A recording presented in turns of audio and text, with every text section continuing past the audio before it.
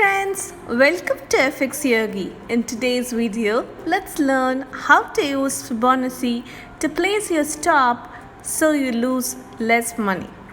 Probably just as important as knowing where to enter or take off profits, it's knowing where to place your stop loss. You can't just enter a trade based on fib levels without having a clue where to exit. There are simple ways to get your stop and the rationale behind each method. Method 1. Place stop just past next fib. The first method is to set your stop just past the next fib level. If you were planning to enter at the 38.2% fib level, then you would place your stop beyond the 50% level. If you left like the 50% level would hold, then you would put your stop past at 61.8% level, and so forth and so on. Let's take another look at the 4-hour Euro USD chart we showed you back in the Fibonacci retracement lesson.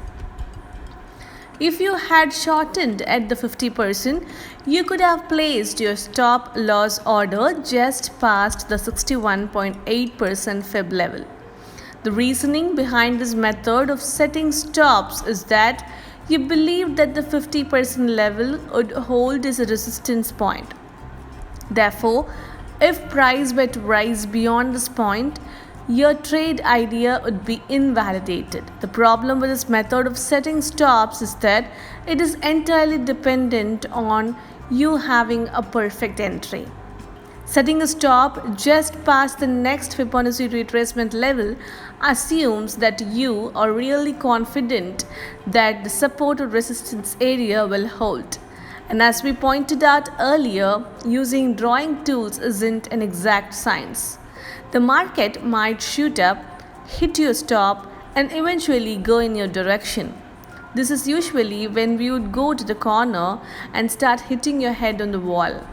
We're just warning you that this might happen, sometimes a few times in a row, so make sure you limit your losses quickly and let your winners run with the trend. It might be best if you use this type of stop placement method for short-term intraday trades. Method 2. Place stop past recent swing high or low. Now if you want to be a little safer, another way to set your stops could be to place them past the recent swing high or swing low. For example, when the price is in uptrend and you're in a long position, you can place a stop loss just below the latest swing low, which acts as a potential support level. When the price is in the downtrend and you're in a short position, you can place a stop loss just above the swing high, which acts as a potential resistance level. This type of stop loss placement could give you trade more room to breathe and give you a better chance for the market to move in favor of your trade. If the market price were to suppress the swing high or swing low, it may indicate that several of the trade is already in place.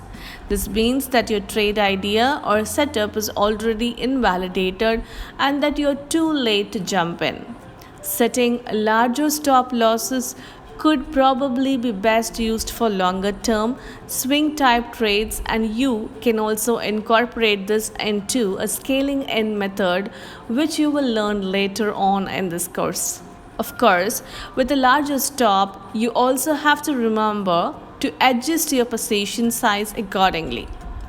If you tend to trade the same position size, you may incur larger losses, especially if you enter at one of the earlier fib levels. This can also lead to some unfavorable reward to risk ratios, as you may have a wide stop that isn't proportional to your potential reward. So which way is better? The truth is, just like in combining the Fibonacci retracement tool with support and resistance, trend lines and candlesticks to find a better entry, it would be best to use your knowledge of these tools to analyze the current environment to help you pick a good stop loss point.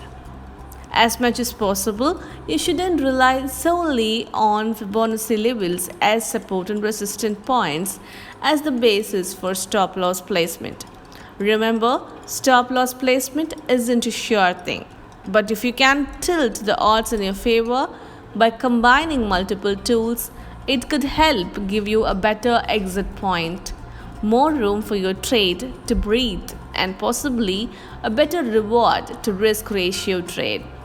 That's all for today. Let's catch up in the next video with more interesting content. Until then, take care. Bye bye.